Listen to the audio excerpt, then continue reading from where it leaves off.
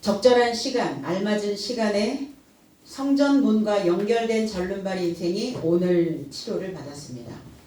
우리 모두 이 치료에 함께 동참하고 함께 연결되어지는 귀한 시간이 되시기를 주님의 이름으로 또 축원합니다. 3장 11절로 12절 그러자 치료받은 절름발이가 베드로가 요한을 붙잡으니 솔로몬이라 초청된 행각에 접하여 있던 백성 모두가 경악하여 저의 삶을 향하여 함께 달려들었다. 그러자 베드로가 보고 백성을 향하여 답변하였다. 이스라엘 장정 삶이여 이것에 접하여 무엇을 이상히 여깁니까? 혹 사적인 능력과 경건으로 그를 활보하게 한 것처럼 나의 삶에게 무엇을 주목하십니까? 베드로는 거기에 모여있는 백성들을 향하여 이렇게 또 반문하고 질문을 던집니다. 근데 여기에 있는 이들이 제사장들이라는 거예요. 이스라엘 장정 삶이요. 사람들하고 아니라 아내르라고 하는 단어거든요. 남편 된 자들아, 지도자 된 자들아, 목자들아. 이렇게 지금 그들을 향하여 말씀하고 있습니다.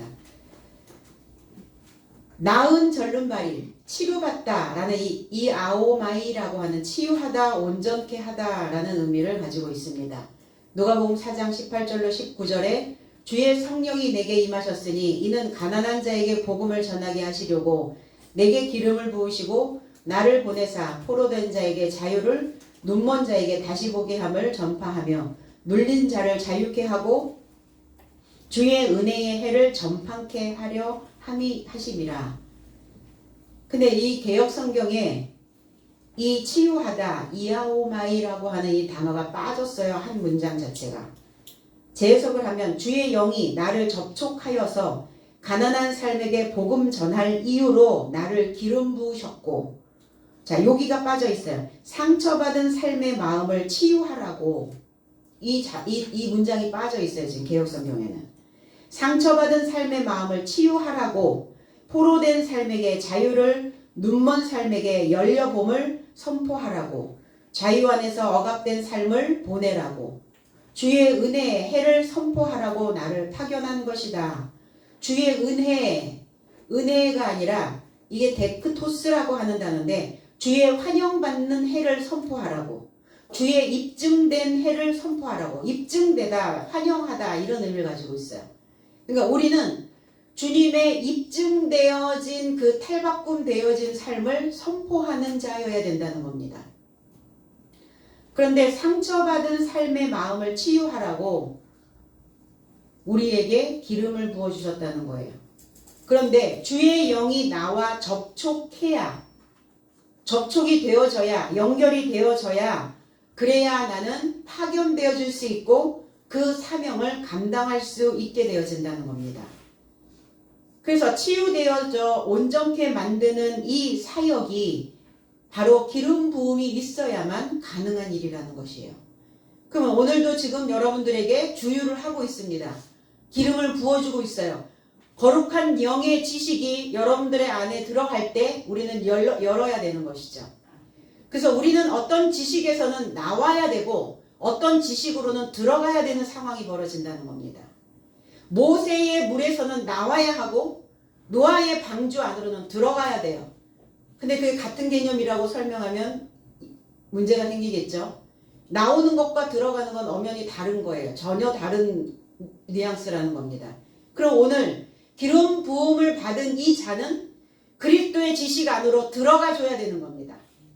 그러면 들어갔다는 것은 나와야 들어갈 수 있는 것이죠. 그 안에 웅크리고 있는 자는 들어갈 수 없다는 겁니다. 일단 나오는 그 단계가 있어야 그 다음에 들어가서 복음을 증거할 수 있는, 그리고 들어가면 이제 그리스도의 영과 하나 되어지고 연결되어지는 그 기름 부어진 사역자가 되어질 수 있다는 겁니다. 이 단어는 라파라고 하는 히브리어 단어에서 왔어요. 히브리어에서도 많은 단어들이 있습니다. 고치다, 회복되다, 치유되다. 치유된다는 것은 뭐냐? 온전케 되어지는 것이고, 회복되어지는 것, 치료되어진다는 것은 꿰매지는 거예요. 꿰매다. 이 라파라고 하는 이 의미에 꿰매다, 그리고 원기가 왕성하다, 수선하다 이런 의미를 가지고 있어요. 자, 재봉틀이 박음질이 되었다면, 재봉질을 잘못했다면 뜯어야죠. 뜯어버려야죠. 찢어버려야죠. 그래서 애굽의 상황과 맞물려 가는 거예요. 애굽에서는 찢어져야 되고 뜯어져야 되고 나와야 되는 상황이죠. 그러나 이제 치료가 되어진다는 것은 들어가야 되는 상황이라는 겁니다. 꿰매지는 상황이에요. 봉합되는 상황이라는 겁니다. 잠언서 21장 16절에 명철의 길을 떠난 사람은 사망의 회중에 거하리라. 여기서 사망이라고 하는 이 단어가 이 라파라고 하는 단어인데, 그러면 고침을 받지 못하는 자들, 고침받지 못하는, 고침이 안 되는 그 회중에 거하는 자들이 어떤 자들이냐? 명철한 길을 떠난 자들이래요. 이 명철하다, 사칼이라고 하는 단어는 신중하다, 신중히 행동하다 이런 의미를 가지고 있어요. 그럼 명철하다는 것은 뭐냐? 신중한 삶을 이야기하고 있어요. 어떤 것을 선택하고 결정할 때 신중히 생각하고 신중히 말할 수 있고 신중히 행동하는, 지도자의 입에서 나가는 말을 할 때는 신중해야 된다는 거예요. 그러니까 신중하게 말하지 않으면 그 말은 사람들의 생각들을 꿰매기도 하고 사람들의 생각을 찢어내기도 하기 때문입니다. 치료가 있기도 하고 오히려 그 병세를 악화시키는 상황으로도 만들어집니다. 그 길을 떠난 자, 떠났으니까 어때요? 길을 잃어버렸겠죠. 뭔가 동요가 일어나고 소요가 일어나고 내 안에서 소동이 일어나는 상황을 이렇게 길을 떠났다라고 이렇게 표현을 합니다. 헤매고 있으니까 어때요? 비틀거리게 된다는 겁니다. 이게 길을 떠난 자의 모습입니다. 이 길은 방법이에요. 어떤 방법으로 가느냐예요. 신앙의 여정, 우리의 삶의 그 삶의 행보, 어떤 방법을 붙잡고 살아가느냐. 우리가 말씀을 여는 것도 어떤 방법으로 말씀을 열어주고 있느냐. 모든 방법들이 생명으로 가는 그 방법을 알려줄 수 있어야 되는데 자칫 잘못하면 헤매게 만든다는 거예요. 방황하게 만든다는 겁니다. 비틀거리게 만든다는 거예요. 그러니까 그 사상에 취하게 만들어버린다는 것이죠. 그러니까 그 술에서 깨어나지 못하고 있는 자들이 너무나 많다는 겁니다. 아직도 술에서 깨어나지 못하는 자기의 주관적인 생각. 오늘 베드로는 그것이 얼마나 위험한 요소인가에 대하여 오늘 언급해 놓고 있다는 겁니다. 중요한 건. 거기에 거하는, 그 회중에 거하는, 거기에 주저앉아 있는 자의 모습이에요. 나와야 되는데 못 나오고 있는 겁니다. 버려야 되는데 버리지 못하고 있는 거예요. 오래된 습관적으로 계속 실행하고 있는 거예요. 똑같은 단추를 계속 누르고 있는 겁니다. 벗어나지 못하고 있는 거죠. 그래서 이 사망으로 가는 자들의 모습은 어떠냐? 느슨해져 버려요. 축 늘어지죠? 살아있는 자가 아닙니다. 죽은 자는 느슨해져요. 늘어져 버려요. 그래서 사람들이 이렇게 얘기합니다. 맥이 빠져. 맥이 풀려. 맥이 풀리고 맥이 빠지면 모든 게 다 지체되고 다 정체가 되어버려요.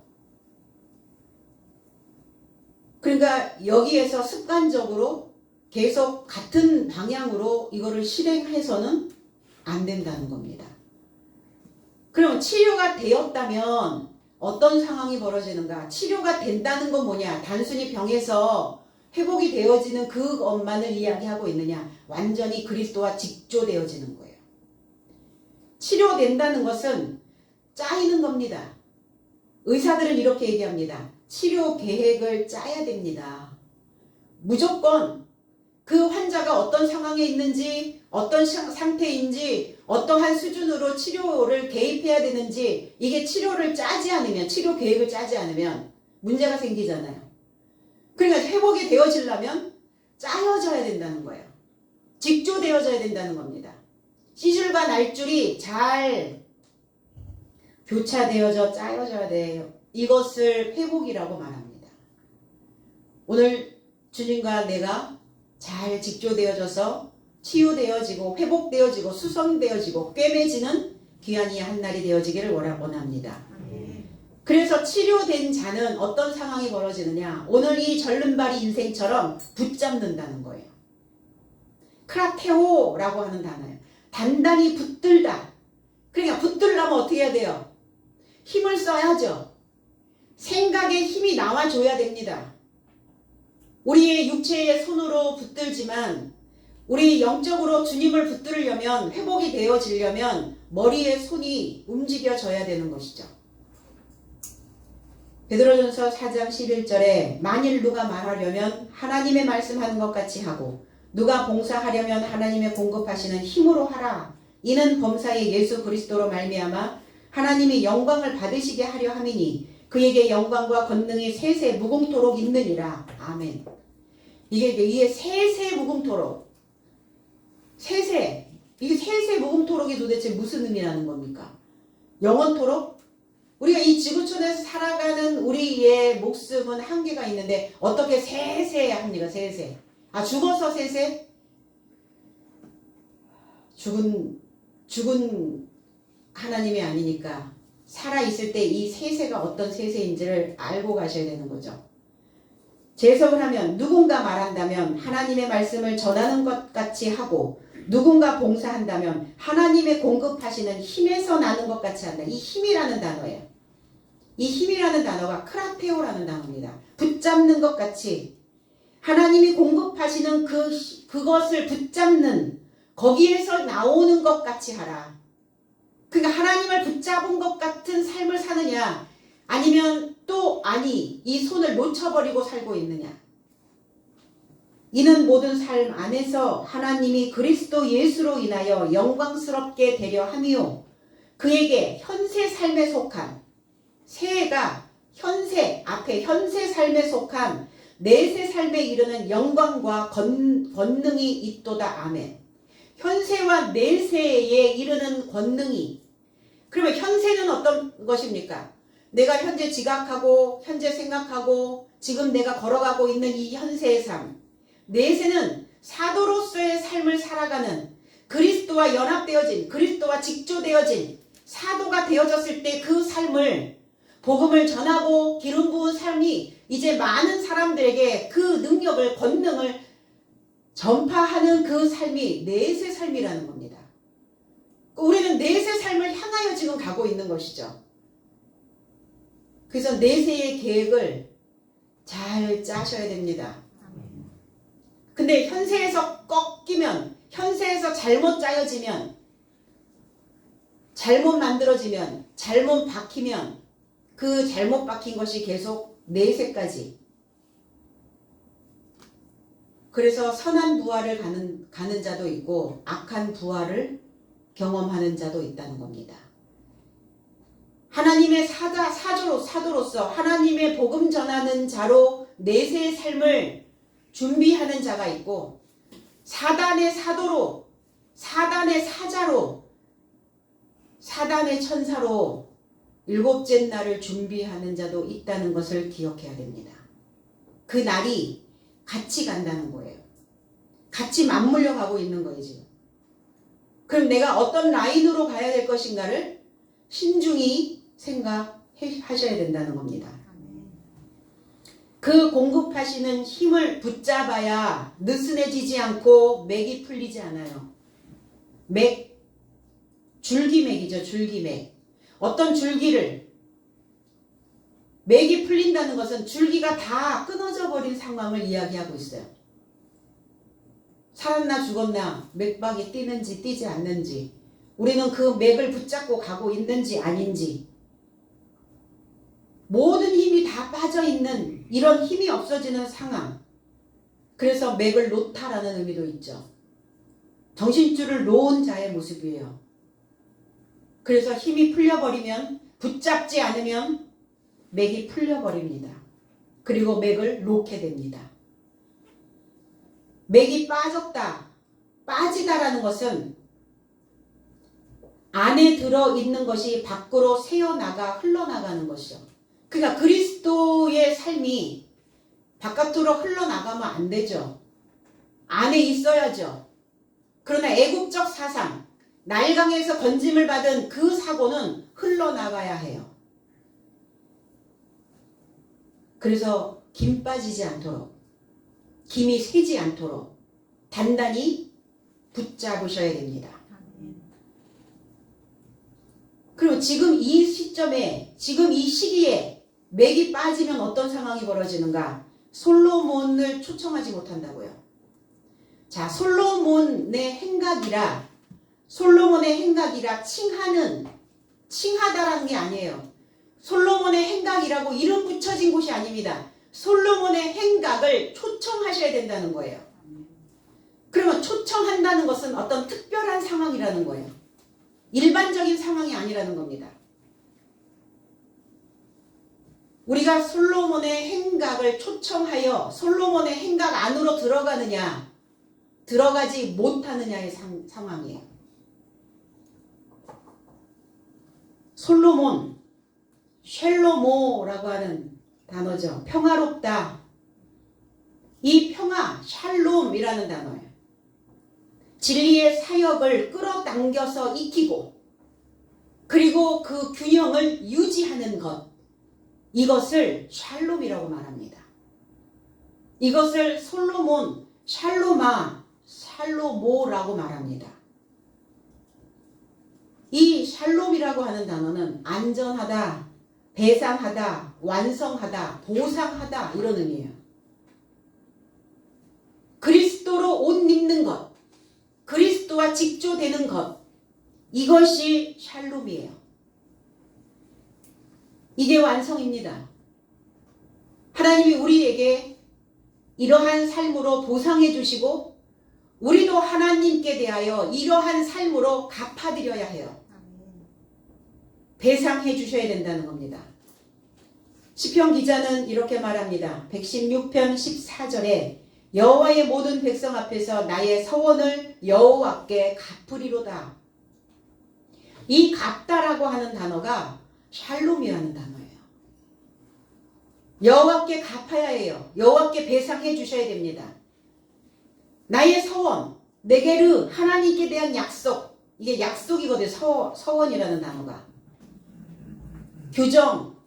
규정된 법으로 통과되어져서 잉태하다. 규정된 법을 통과하면 내 머리에 잉태가 되어집니다. 이것을 서원이라고 얘기해요. 이것을 약속이라고 말합니다. 하나님과 내가 맺은 것은 머리에 잉태되어져 있어야 해요. 깜빡했어. 안 통합니다. 하나님 앞에서는. 요즘 건망증이 심해서 잊어버렸습니다. 안 통해요. 머리에 잉태가 되지 않았기 때문에 하나님의 법으로, 하나님의 규정된 법으로 통과되어지지 않았기 때문에 잉태가 안 되는 겁니다. 갚아야 해요. 뭐 할 때까지? 완성되어질 때까지 갚아야 완성됩니다. 이게 샬람이에요. 그래서 히브리어에서 이 샬람이라고 하는 이 단어가 미완료로 되어져 있어요. 완료가 아닙니다. 그럼 미완료는 뭐예요? 기회 주시고 있다는 겁니다. 기회를 지금 제공받고 있는 거예요. 그런데 배상을 하려면 합의가 돼야 배상이 끝나죠. 일방적인 배상이 될 수 있어요? 자, 사고가 났어. 그런데 가해자가 피해자에게 이렇게 얘기합니다. 아, 제가 배상해 드리겠습니다. 이 정도면 되겠죠? 이러고 돈을 내민단 말이에요. 그럼 가해자 일방적인 배상은 배상이 아니죠. 가해자와 피해자가 합의가 되어져야, 그래야 그것이 배상으로 받아들여질 수 있어요. 그럼 내 일방적으로 하나님께 나 이만큼 갚았습니다. 그건 일방적인 거라는 거예요. 나 이만큼 했어 그동안. 하나님과 합의된 배상이냐고요. 하나님과 합의된 배상이 아니면 일방적으로 던져놓고 내가 이만큼 했다라고 한다면 그건 무효예요. 아직 갚아야 되는 겁니다. 하나님과 처음 약속한 약속은 언제 합니까? 처음에 하죠. 약속 중간에 합니까? 계약 중간에 해요? 아니죠. 서약은, 계약은, 약속은 시작점서부터 시작합니다. 시작할 때 하나님과 처음 약속한 것, 그것으로 갚으시라는 거예요. 그럼 약속은 왜 있어야 돼요? 약속은 깨져야 되기 때문에 있는 겁니까? 아니죠. 약속은 지키라고 있는 겁니다.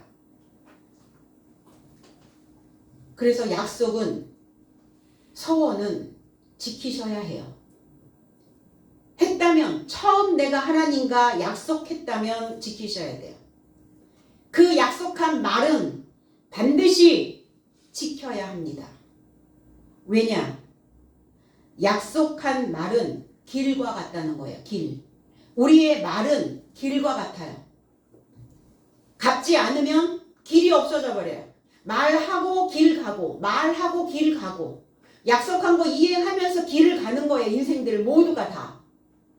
약속한 걸 이행하지 않으면 길을 못 갑니다. 왜? 길이 만들어지질 않기 때문에. 그래서 길을 만들어서 그것을 갚으면서 길을 만들면서 계속 이거를 반복하며 지금 가고 있는 거예요, 우리는. 내 옆에 있는 사람과 약속했잖아요. 뭐 하겠다고? 길 만들며 가겠다고. 근데 그 약속을 어겨. 또 하나님과 한 약속도 어겨. 그럼 어때요? 평화? 갚지 않으니까 평화가 없어요. 길이 트이면 평화죠. 그러나 길이 막히면 전쟁입니다.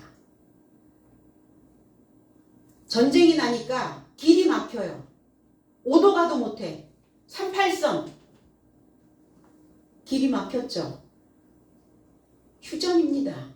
종전이 아니에요. 전쟁을 잠깐 쉬고 있는 거예요. 전쟁 중입니다. 평화가 아니에요, 지금. 전시 중이에요. 왜 그러느냐? 말을, 약속을 통해서 길을 만들지 못하기 때문에 그럽니다. 그래서 말이 안 통한 거죠. 말이 안 통해. 남과 북이. 내 속에서 평화가 사라지면, 내 속에서 평화가 없어지면, 내 속에서 평화가 없어졌을 때 얼른 빨리 생각하시라고요. 뭐를? 혹 내가 하나님께 처음 약속한 것을 내가 지금 이행하고 있는가? 아니면 이행하고 있지 않아서 지금 그 말로 길이 막혀버렸는지, 아니면 그 말로 길이 트이고 있는지. 그런데 내 마음에 평화가 없다는 것은 내가 그 약속으로 말로 길을 만들지 못하고 있다는 겁니다. 그게 답답하겠죠. 답답한 시간의 연속선상에 항상 있는 거예요. 갚으셨나요? 얼만큼 남았어요? 하나님께 받은 은혜 얼만큼 갚으셨다고 생각하세요? 갚고 계시죠? 갚아 가야 돼요. 멈추면 안 돼요. 정지하시면 안 됩니다. 길이 막힙니다. 그래서 전쟁이 터지는 거예요. 계속. 어디서? 바깥이 아니라 내 속에서요. 내 생각 속에서, 내 사고 속에서. 나홈 1장 15절에 볼지어다 아름다운 소식을 보하고 화평을 전하는 자의 발이 산 위에 있도다. 유다야 내 절기를 지키고 내 소원을 갚을지어다. 악인이 진멸되었으니 그가 다시는 내 가운데로 통행하지 아니하리로다. 갚지 않으니까 어때요? 악인이 내 길로 통행을 한다고요. 악한 말이 쏟아지는 거예요. 그러나 하나님께 갚지 않고 있다면 하나님께로 가는 그 길은 트이지 않고 있다는 겁니다. 오늘 솔로몬의 행각이라고 하는 단어, 행각 이 단어는 스토아라는 단어예요. 스토아. 교실, 실내, 어떤 광장, 어떤 것을 풀어내는 곳, 이걸 교실이라고 이야기를 해요. 주랑이라고 해요. 주랑은 그 고전주의 건축, 그 바로크 고대 이집트에서 만들어 놓은 건축 양식인데, 여러분 가끔 그 사진을 보셨을 거예요. 주랑, 기둥이 많이 서 있는, 그래서 위에 이렇게 지붕이 덮여 있는, 양쪽으로 기둥이 쫙 이렇게 있는 거예요. 이거를 스토아라고 이야기를 해요. 뭔가 어떤 광장 같은 어떤 것들을 강연할 수 있는, 어떤 것을 토론해내는 이런 이렇게 기둥을 나란히 세운 어떤 복도식 그러한 광장, 콜로네이트라고도 이야기를 합니다. 콜로네이드. 자, 스토아라고 하는 고대 철학, 그리스 철학의 한 학파를 이야기하고 있죠. 스토아주의. 이 스토아주의가 주장하고 있는 것은 뭐냐면 덕이에요. 덕. 최고의 선은 덕이다. 그런데 최고의 악은 뭐냐? 무지와 이성의 결핍이다. 스토아주의는 그렇게 이야기하고 있어요. 무지와 이성의 결핍이 죄와 악의 근본이다. 이렇게 말하고 있습니다. 그리고 철학에서 이야기하는 신은 뭡니까? 로고스죠. 로고스. 신은 로고스다. 로고스는 뭡니까? 이성과 논리와 합리주의적인 사고입니다. 그리고 보여지는 자연이 신이다. 철학에서는 그렇게 얘기해요. 이 우주 전체, 보여지는 자연계, 이 모든 게 다 신적인 존재다. 그렇게 말하고 있어요. 그래서 자연과 함께 사람들은 어우러지는 것을 좋아하죠.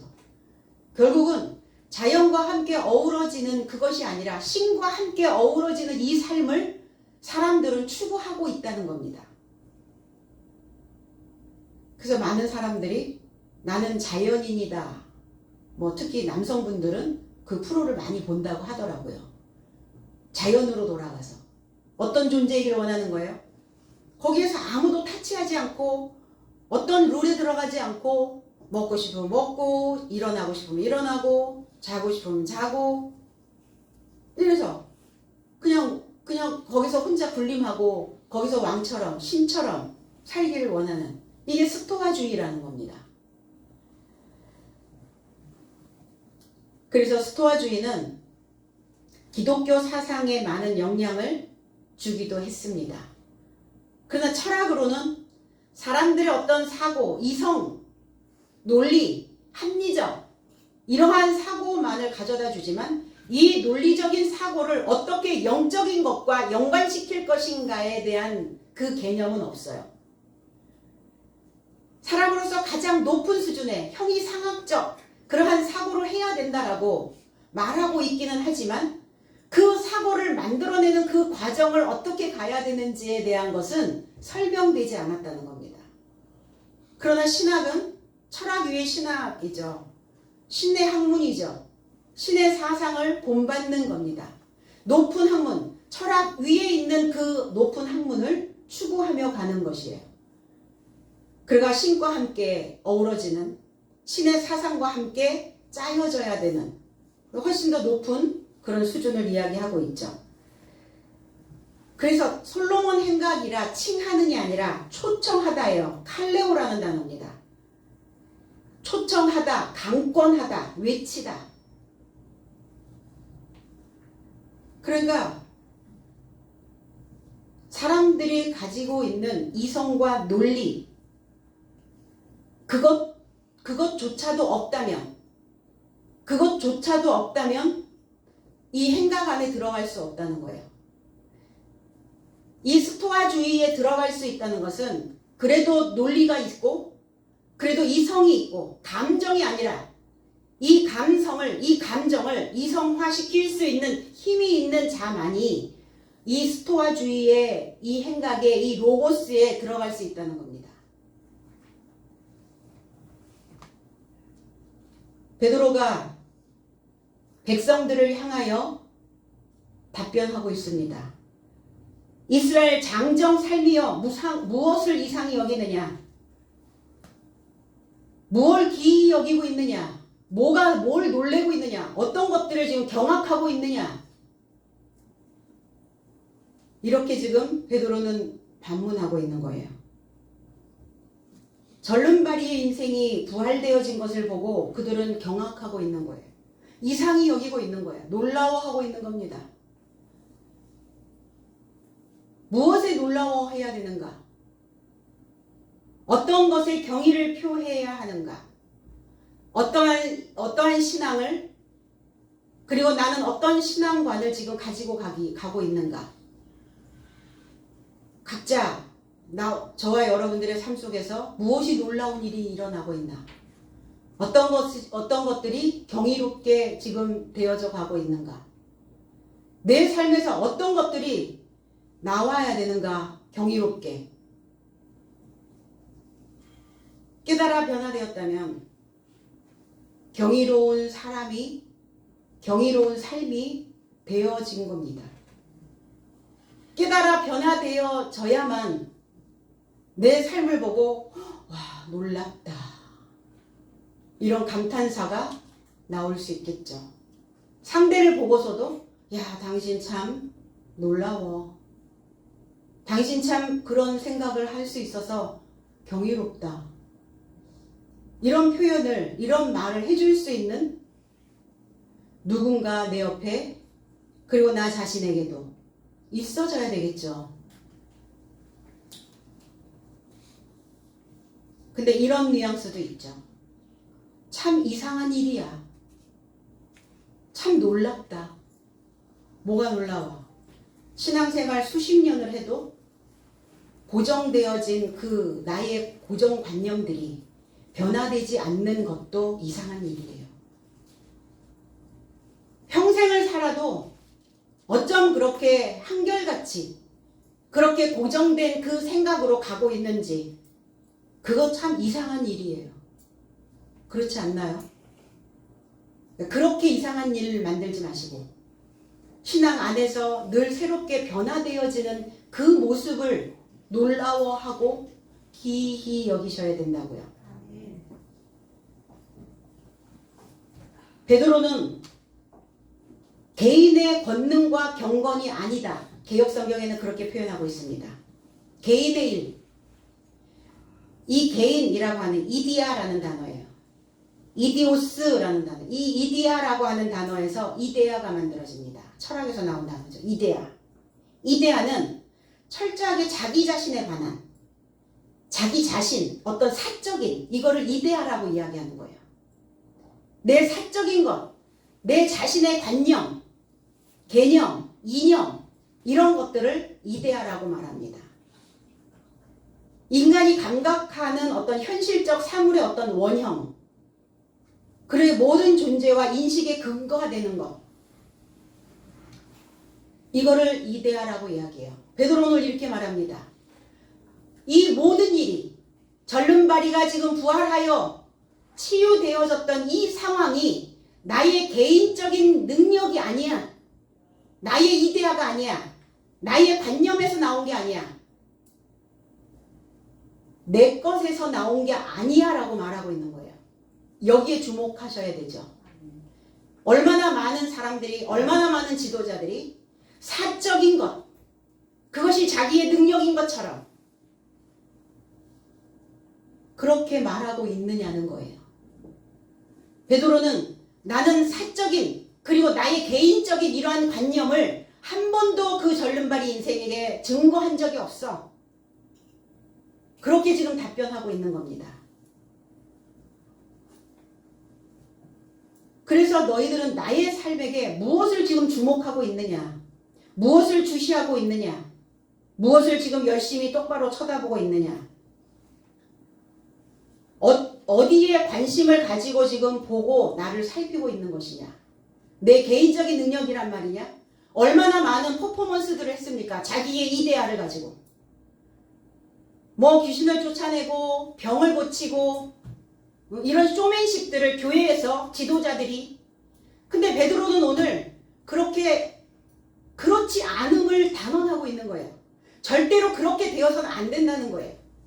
하나님의 지식에서, 하나님의 지혜에서, 하나님과 내가 직조되어진 그 사상에서 나온 관념인 것이지 나의 개인적인 생각은 하나도 없어. 말씀을 풀어도 나의 개인적인 것이어서는 안 된다고 말씀하고 있습니다. 베드로서 1장 20절로 21절에 먼저 알 것은 경의 모든 예언은 사사로이 풀 것이 아니니 예언은 언제든지 사람의 뜻으로 낸 것이 아니요 성령의 감동하심을 입은 사람들이 하나님께 받아 말한 것임이니라. 재해석을 하면 너의 삶은 먼저 이것을 알아야 하는데 성경의 모든 예언은 사적인 해석이 되어서는 안 된다. 왜냐하면 예언은 언제든지 사람의 뜻으로 들려온 것이 아니요 오히려 성령에 의해 들려져 하나님의 거룩한 사람의 삶이 발표한 것이다. 그럼 이 성경은 성령의 감동이 아니라 성령에 의해 들려진 것이다. 그리고 사적으로 푼 것이 아니라 성경에 있는 그 모든 해석은 사적인 것이 아니라 성령에 의해서 들려져서 하나님의 거룩한 사람이 누굽니까? 그리스도 예수시죠. 그리고 거기에서 배운 사도들의 삶입니다. 그들에 의하여 그 거룩한 사람의 삶이 발표한 것이다. 발표를 할 때는 어떻게 발표를 합니까? 그 문헌을, 그 자료를 다 검사하고 검토하고 연구해서 그래서 발표하는 거죠. 질적 연구든 양적 연구든 간에 거기에 타당한 질문을 다 넣어서 사람들에게 설문을 통해서 이런 양적 연구도 아니면 문헌은 문헌대로 역사적인 관점이면 관점대로 모든 것들을 다 통틀어서 그렇게 한 다음에 그 연구한 것을 발표한 것이다. 그러니까 여기에 사적인 것은 없다예요. 성경을 사적으로 개인적인 관념으로 내가 알고 있는 수준에서 풀어내면 위험하다는 거예요. 그래서 안 된다는 겁니다. 확인해 봤냐고요, 그거. 그런지 그러아니한지 확인해야죠. 무엇을 통해서? 근거 자료를 통해서요. 그래서 근거 자료를 다 만들어 놓으신 거예요. 헬라어로, 그리스어로, 히브리어로, 그 말로, 그 언어로, 그래서 그 문헌으로, 그래서 성경이 만들어진 겁니다. 그래서 성경의 해석을 사적으로 하면 하나님과 상관없는 미신적 신앙이 되는 거예요. 자기 모순에 빠지게 된다는 겁니다. 미신이 뭡니까? 미혹되어진 거예요. 미혹할 편신. 미혹된 것을 계속 펼치는 거예요. 미혹된 자기의 주장을 계속 펼치고 있는 거예요. 그래서 헛되고 바르지 못하는, 헛된 것, 바르지 못한 이런 것들을 붙잡고 가는 자들을 미신이다 얘기하죠. 모르고 믿는 자, 미신입니다. 하나님의 말씀은, 성경은 하나님의 거룩한 사람의 삶이 발표한 것이기 때문에 반드시 근거가 있어요. 과학적인 데이터가 있습니다. 과학적이고 합리적인 근거가 없는 것을 맹목적으로 믿고 있다면 미신이에요. 우리가 하나님을 미신적 하나님으로, 미신으로 만들어버려서는 안 되잖아요. 헛된 거, 알지 못하는 거, 근거가 없는 거, 그것을 펼치는 신이 아니잖아요, 하나님이. 그래서 맹목적으로 믿고 있었던 그 지도자들에게, 그 장정들에게 지금 오늘 꽝 한 방 먹이고 계시는 거죠. 그래서 기독교는 근거가 있는, 증명할 수 있는 신앙이어야 된다는 거예요. 이성과 논리, 합리적 사고, 신중한 행동, 이 높은 수준의 어떤 사고로 계속 뭐 하는 거예요? 옷 갈아입는 겁니다. 탈바꿈 되어진다는 게 뭐예요? 고정이 아니거든요. 기독교는 고정된 지식이 아니에요. 계속 탈바꿈입니다. 그래서 주의 은혜의 해. 주님의 입증된 그 탈바꿈 되어진 지식을 증거하는 거예요. 저와 여러분들의 삶의 사역으로 다 증명해내셔야 됩니다. 예언은 사람이 된 것이 아니다. 개인적인 뜻으로, 개인적인 어떠한 것으로 썰을 푸는 게 아니에요. 너무나 많이 개인적인 자기의 이데아를 가지고 썰을 풀어놓은 사람들이 너무나 많다는 겁니다. 성령에 의해, 하나님의 사람들에 의해, 사도들에 의해서 연구되어진 것을 발표하는 거예요. 깨달아진 말씀을 그 삶에 접목해서 실행을 할 때 성경의 말씀은 성취되어질 수 있습니다. 그러니까 저와 여러분들이 이 미완료되어진 이 성경을 완료시키는 장본인들이 되셔야 된다는 겁니다. 저와 여러분들의 삶 속에서 이것이 실행되어지지 않고 성취되어지지 않는다면 여전히 성경은 미완료예요. 그러니까 마음의 램프가 켜질 때까지, 마음의 빛이 온전한 지식이 들어올 때까지 신중하게 생각하시라는 겁니다. 13절 아브라함과 이삭과 야곱의 하나님, 나의 삶의 조상의 하나님은 그의 아이 예수를 영화롭게 하셨는데 너의 삶이 저를 넘겨주었고 풀어주려고 판결한 빌라도의 앞에서 거스려 저를 부인하였다 그랬어요. 오늘 아브라함의 하나님, 이삭의 하나님, 야곱의 하나님, 그리고 나의 조상의 하나님, 이렇게 거론을 합니다. 조상의 하나님, 조상, 파테르라는 단어예요. 나의 삶의 아버지 하나님. 그럼 아브라함의 사역, 이삭의 사역, 야곱의 사역, 이 사역의 삶을 쟁취하셔야 된다고요. 아브라함은 죽은 자가 아니고 이삭도 야곱도 죽은 자가 아닙니다. 나의 삶의 아버지 하나님도 죽은 삶이 아닙니다. 살아있어요. 의리와 의식을 깨워내는 겁니다. 생각을 하게 만드는 거예요. 아브라함이라고 하는 의미는 인구가 조밀하다 이런 의미예요. 인구. 많은 인구가 있으니까 어때요? 그 많은 사람들이, 많은 백성들이 굉장히 가지각색, 다양한 어떤 사고, 다양한 사상, 다양한 취향. 그래서 그 인구가 조밀하다는 것은 그 사람들이 가지고 있는 그 모든 성향을 다 조밀하게, 밀도가 높게 직조해 줄 수 있는 그 지식을 가지고 있다는 겁니다. 이게 아브라함이에요. 무리의 아버지, 이런 의미도 가지고 있죠. 아브라함의 사역은 어떤 사역이었습니까? 말씀을 하나님으로 알고 쫓아갔다고요. 말씀이 하나님이에요. 하나님이 어디 저기 어느 공간에 계시는 게 아니에요. 말씀이에요. 이삭은 웃음이라는 단어예요. 웃는 자. 그리고 속으로 웃는 게 아니라 터놓고 웃는 거예요. 화통하게 웃는 겁니다. 언제 웃으실래요? 마지막까지 견딘 자만이 웃을 수 있습니다. 이게 이삭의 사역이에요. 야곱은 어떤 자입니까? 그래서 이삭은 또 자기 자신을 번제로 드려서 순종하였잖아요. 순종, 들으라고요. 듣는 자.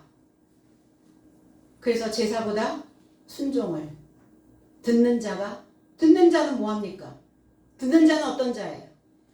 그 말씀이 그 안으로 계속 들어가는 자입니다. 그 방주 안으로 계속 들어가는 자예요. 살 길을 찾아 들어가는 겁니다. 길을 만들고 있는 자입니다. 야곱은요, 발꿈치를 잡다 이랬어요. 자, 발꿈치, 발. 그래서 우리의 인생은 반드시 발자국을 남겨야 해요. 발자국을 남기는데 다 찍히잖아요, 다. 내 삶의 전체가 발꿈치, 가장 사실은 우리 안에서 열등감이 올라오는 것은 발꿈치와 같은 상황이죠. 그래서 내가 까치발로 내 인생의 발자국을 남길 수는 없잖아요. 까치발. 위태롭잖아요. 그러니까 내 전체의 삶을 내가 열등하든 우등하든 내 삶의 전체의 발자국을 남기셔야 된다는 거예요. 그 내가 걸어왔던 그 인생의 발자국을 보며 나는 어떻게 해야 되는가 현세에서 생각하시라고요. 또 똑같은 발자국을 남길 것인가? 아니면 여기에서 교체할 것인가? 그래서 야곱은 야곱으로 남지 않고 이스라엘로 남습니다. 밀쳐내고 들어가셔야 해요. 발로 밀쳐내셔야죠. 야곱이 들어갈 자리를 이스라엘이 들어갈 자리를 확보하셔야 된다고요. 여전히 열등감으로 까치발 띄고 가고 계십니까? 내 전체의 삶을 그냥 안전하게 딛고 가십니까? 이스라엘 그래서 전능자로 남겨지는 이스라엘이에요. 이 믿음을 가졌다면 나의 삶의 아버지 하나님이라는 거예요. 나의 삶의 아버지 하나님, 아브라함, 이삭, 야곱의 삶이 나의 믿음에 연결되어서 하나가 돼야 되는 상황이라는 겁니다. 6천년 전에 우리가 태어나기도 그 전에 아브라함이 존재했고 이삭이 존재했고 야곱이 존재했어요. 그러나 지금은 어떻게 할 거냐고요. 지금 그들의 육신은 죽었지만 그들의 사고는, 그들의 사상은, 그들의 지식은, 그들의 삶의 사역은, 그들이 어떻게 믿음을 지키면서 왔는지 그것은 생생히 지금 살아있어요.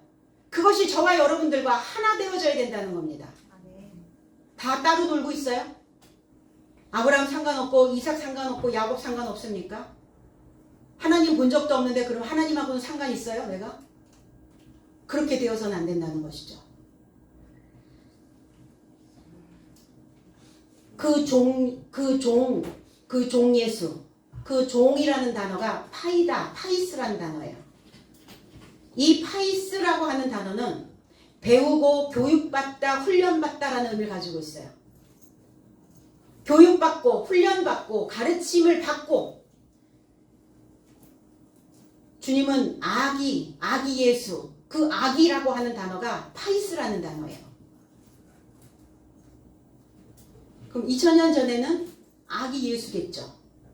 그러나 지금 현세에서는 이 아기를 갓난 아이로 풀어서는 안 된다는 거죠. 그럼 이 아이는 어떤 아이냐? 교사로 가르치는 자로 지금 훈련하고 있는 자, 훈련받고 있는 자를 아이라고 이렇게 표현했어요. 그 자를 영화롭게 한다고요. 그러면 저와 여러분들도 다 아이죠. 어떤 아이? 개념 없는 아이가 아니라 배우고 가르침을 받고 훈련받고 있는 아이여야 된다는 겁니다.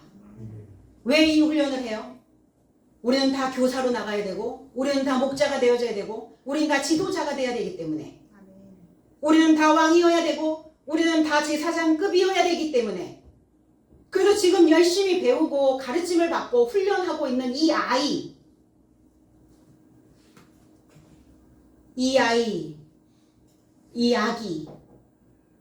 그래서 이 아이를 영화롭게 마태복음 12장 18절에 보라 나의 택한 종 곧 내 마음에 기뻐하는 바 나의 사랑하는 자로다. 내가 내 성령을 줄 터이니 그가 심판을 이방에 알게 하리라. 여기서 종이라고 하는 단어도 보라 아이 나의 사랑하는 자, 이 아이를 사랑하신다고요. 배우고 훈련받고 가르침을 받고 있는 이 아이를 사랑하신다고요. 하나님이. 때로는 지식이 나를 때리기도 하고 그 혀의 회초리가 나를 치기도 합니다. 무엇인가 내 마음에 쏘기도 해요. 때로는 상한 심령이 되기도 합니다.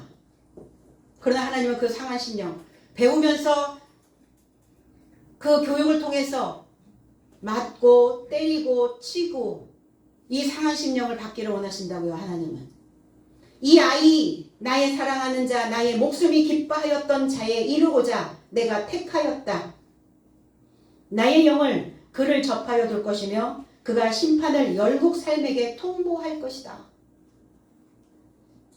뭘 통보할 거예요? 어떤 소식을 전할 겁니까?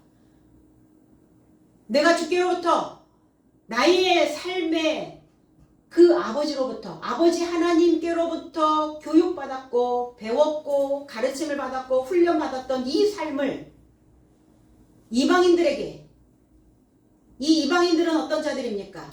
자기의 감성적 신앙생활을 하고 있는 자들이에요. 이성과 논리가 없이 신앙생활을 하고 있는 자들에게 너희들 그렇게 신앙생활은 안 돼. 그렇게 자의적인 해석을 해서는 안 돼. 라고 통보할 수 있어야 된다는 겁니다. 그래서 가르치는 자로 사역하려고 배우고 훈련받고 있는 이 아이를 하나님 사랑하시고 기뻐하신다고요. 상관없어요? 하나님이 나를 사랑하시고 기뻐하지 않으셔도 상관없나요? 그냥 내 이데아로 그냥 가시면 됩니까? 그래서 그 목숨에 성령을 주셔서 이방인들에게 열방 삶에게 내가 가지고 있는 이 배운 삶을 훈련받았던 이 모든 과정들을 다 통보하고 가르쳐야 된다는 겁니다. 지도자가 된 목자는 그래서 부모와 같아요. 스승의 마음은 어버이시다. 목자는 그 지도자는 우리가 이 말씀을 배웠다면 다 부모여야 돼요. 복음으로 나았다면 성장해서 내가 했던 이 일들을 할아버지가 했던 일, 아버지가 했던 일을 이 아들이 대물림 받을 수 있도록 전수 받을 수 있도록 그렇게 성장할 수 있도록 돌보고 책임지는 겁니다. 그래서 가르친다는 것은 책임이에요. 말을 던진다는 것은 당연히 그 뒤에 오는 모든 상황들을 책임질 수 있어야 된다는 겁니다. 하나님 우리를 책임지셨듯이 이 목자는 여러분들을 책임지고 갈 겁니다. 복음을 전파하는 자. 그래서 무책임해서는 안 돼요. 던져주고 끝나요? 던져주면 끝납니까? 던져주고 발 빼고 던져주고 발 빼요? 그래서는 안 되죠.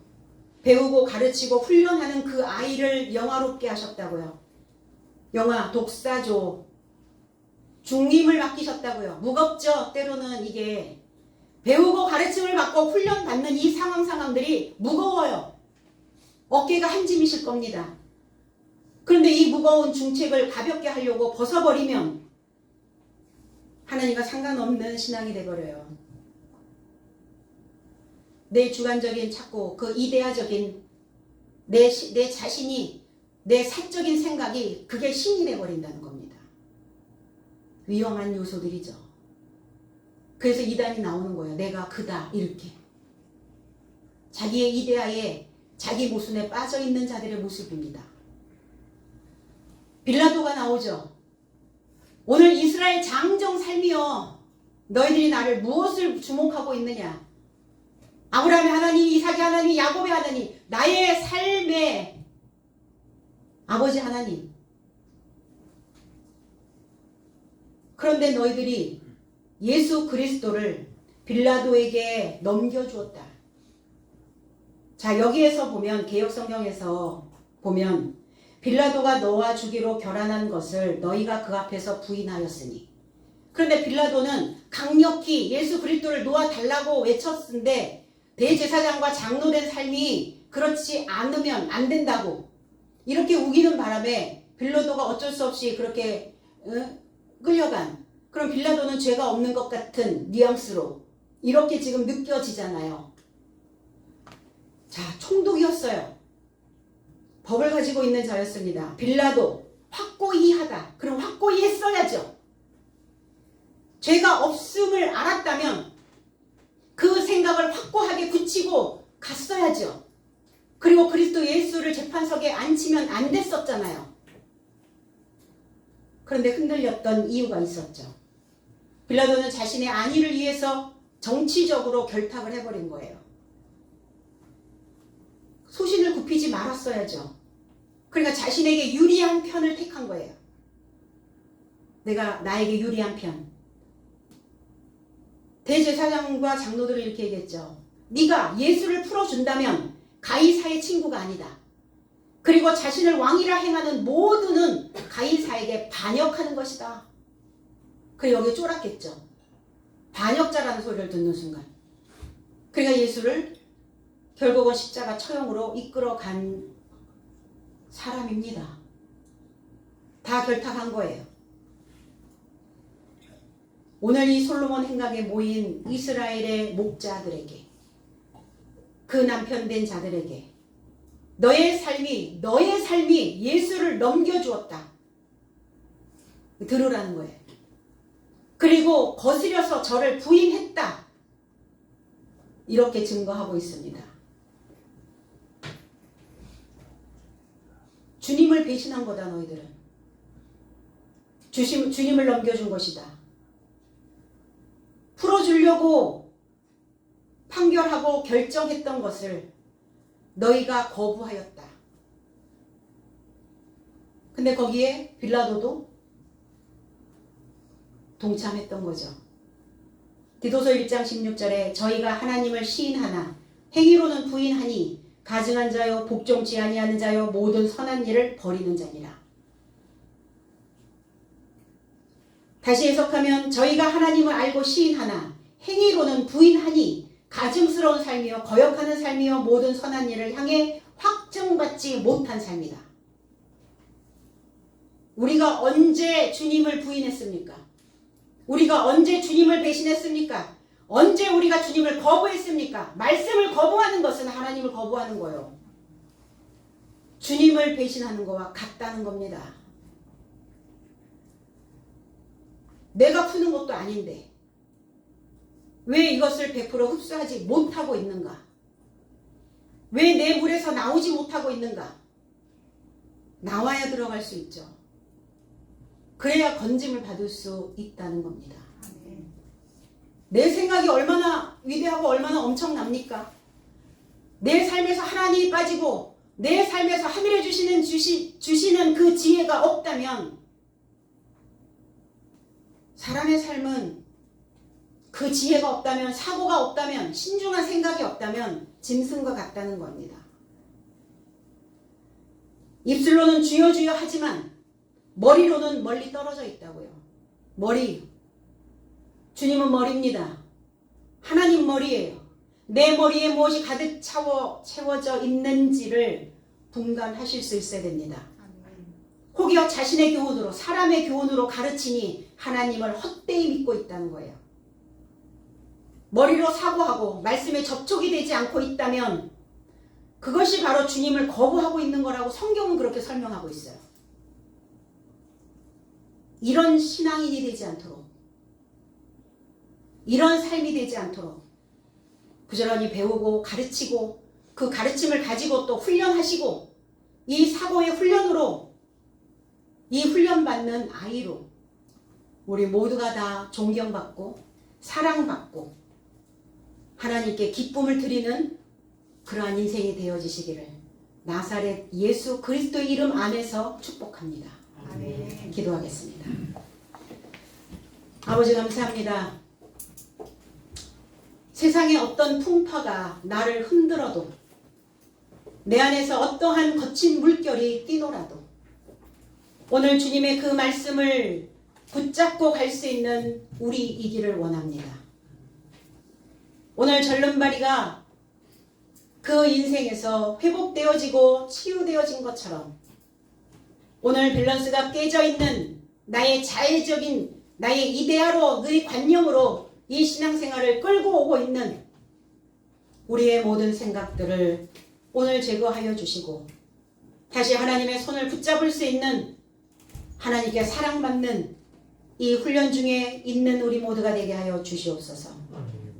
그래서 하나님께서 기뻐하시는, 하나님께 즐거움을 드릴 수 있는, 하나님께 사랑받는 그 목자로, 지도자로, 하나님의 그 성도로 거듭날 수 있도록 도와주시고, 우리 안에 하나님의 능력으로, 하나님의 법으로 우리의 생각들을 메꿔주셔서 하나님과 잘 직조되어진 그 옷을 입을 수 있는 오늘 이 한날이 되게 하여 주시옵소서.